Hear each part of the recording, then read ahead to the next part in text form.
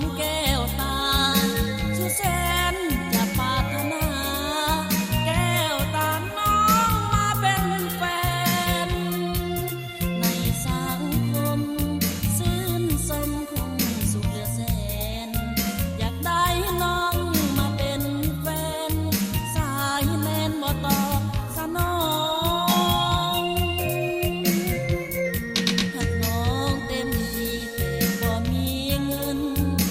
สังคมแบ่งสันเหลือเกินขาดเคินทรัพย์สินเงินทองมอบทุกสิ่งข้างในเอาไว้ให้น้องสุดท้ายเขาเป็นเจ้าของส่วนน้องก็คนมากเงินหาเขาเหลือแต่ห้อยสลักคนที่เคยหาก็มาพัดพาครั้งนี้ซ้ำในอกเหมือนตกในอเวทีจำใจจริงต้องห่างนี้ชาตินี้ขาดเพียงครึ่งทางอายตัดสินใจเข้างานวิวาห์ทั้งที่บ่ปรารถนาว่ามันจะเป็นไปแต่หญิงคนนั้นเขาหาเขาหวังอะไร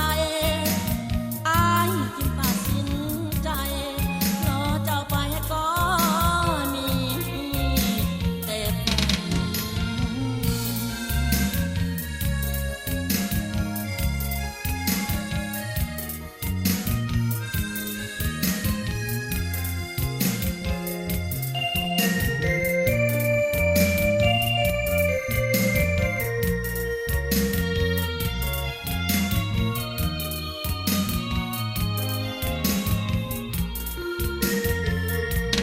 หากเขา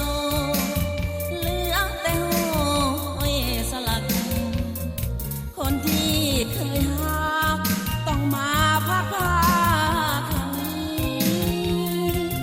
ซ้ำในอกเหมือนตกในอเวทีจำใจติดต้องจากนี้ชาตินี้หากเพียงครึ่งทางอายตัดสินใจเข้างานวิวาห์ทั้งที่บ่ปรารถนาว่ามันจะเป็นไปแต่หญิงคนนั้นเขาหาเขาห่วงอะไรอายจึงตัดสินใจรอเจ้าไปก็